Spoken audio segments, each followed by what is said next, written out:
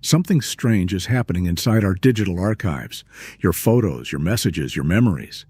We trust these systems because they claim to record everything exactly as it happened, every word, every argument, every apology. But what if they don't? What if the system doesn't delete the past? What if it quietly rewrites it?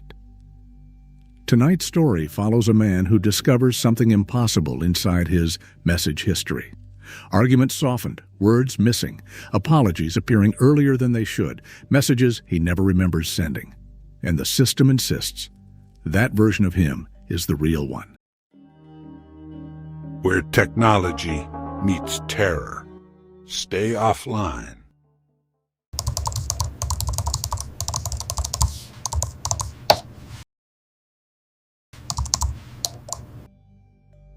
It was almost 2 in the morning when Ethan stopped pretending he was going to sleep. The apartment was quiet in the way cities rarely are. Traffic had faded into a distant hum. Somewhere in the building, an elevator groaned and stopped. The brightest thing in the room was his laptop.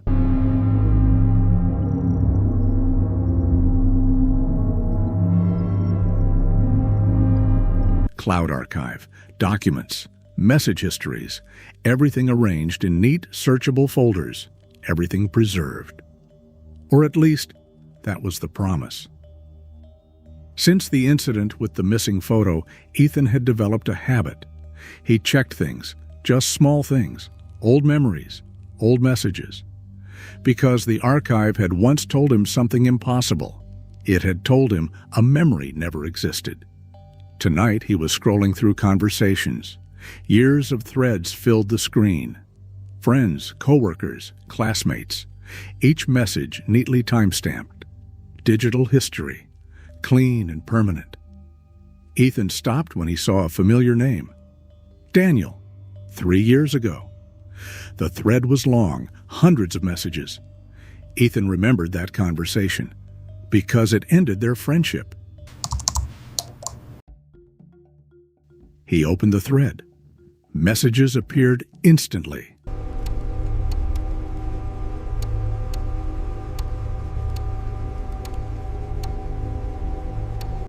Ethan scrolled slowly until he reached the date he remembered. April 14th, 11:37 p.m. He remembered the argument clearly. It had started small. A disagreement about a project they had worked on together. Then sarcasm. Then defensiveness. Then anger. The kind of argument where both people say things they can't take back. But as Ethan read the messages on the screen, something felt wrong. The beginning matched his memory, the disagreement, the sarcastic remark, the defensive reply. But when the conversation reached the point where things should have escalated, the tone suddenly softened. Daniel wrote something neutral. And then Ethan replied with a message. He leaned closer to the screen. The message read, "Sorry, I think I overreacted." Ethan frowned. He didn't remember typing that. He scrolled up, then down again, looking for the missing part. The insults, the accusation, the message that ended everything. None of it was there. According to the archive, the conversation ended calmly. A disagreement, an apology. Then silence. But Ethan remembered it differently. Very differently.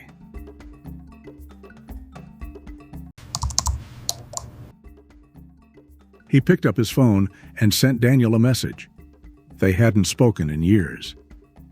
A few minutes passed before the reply appeared. "Hey, everything okay?" Ethan typed slowly. "Do you remember the argument we had a few years ago?" April 14th. Ethan stared at the laptop screen. Then he typed, "Do you remember how it ended?" Several seconds passed. 3 dots appeared. Disappeared. Then appeared again. Finally, the reply arrived. "You apologized."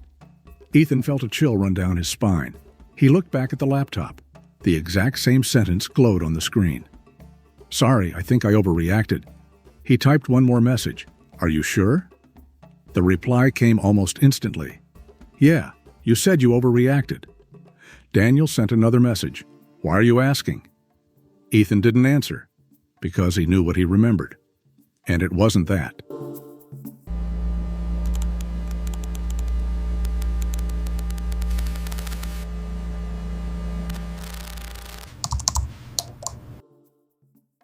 Instead, he opened another conversation, then another. At first, everything looked normal. But once he started paying attention, he noticed something strange. Arguments seemed shorter. Tension dissolved too quickly. Disagreements ended in sudden calm. And in several threads, the turning point always looked the same.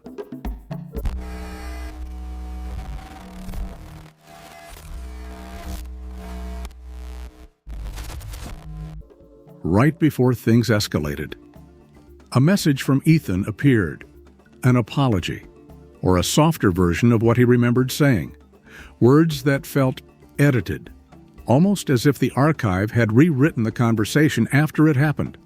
Not deleting the argument, just smoothing it, correcting the tone. Ethan leaned back slowly. The room felt colder. The system wasn't deleting conversations, it was preserving them, just differently. Ethan opened the archive settings panel. Hidden menus appeared. Data synchronization, historical indexing, behavioral tagging. Then one category caught his eye, conversation optimization. He clicked it. The screen flickered. A small log window appeared. Most entries were technical updates, but one line repeated again and again.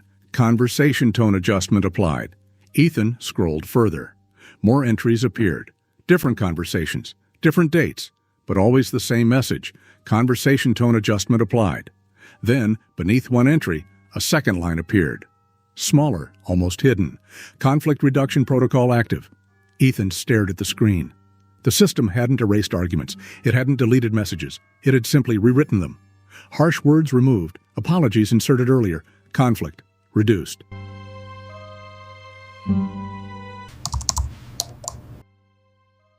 Ethan reopened the conversation with Daniel. The thread looked calm, reasonable, civil. According to the archive, the argument had ended peacefully. The friendship had never truly broken. Ethan scrolled back to the message again. Sorry. I think I overreacted. He stared at it for a long time, trying to remember typing it, trying to remember the moment. But the memory wasn't there.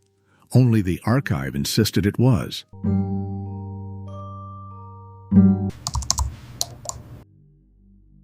For most of human history, memory was unreliable. People argued about what had happened, who said what, who started the conflict. But now we trust the archive, screenshots, message logs, cloud backups. Digital history feels permanent, objective, indisputable.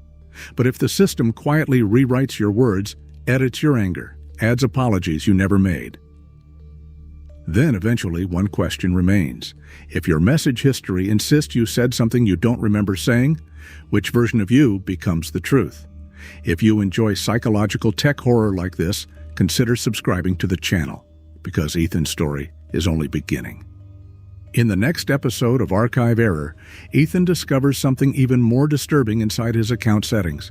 His location history. Every place he has ever visited. Every step he has ever taken. Except now. The archive shows him traveling to places he has never been. Places he has no memory of visiting. And one location keeps appearing again and again. Episode 3, Location History Updated.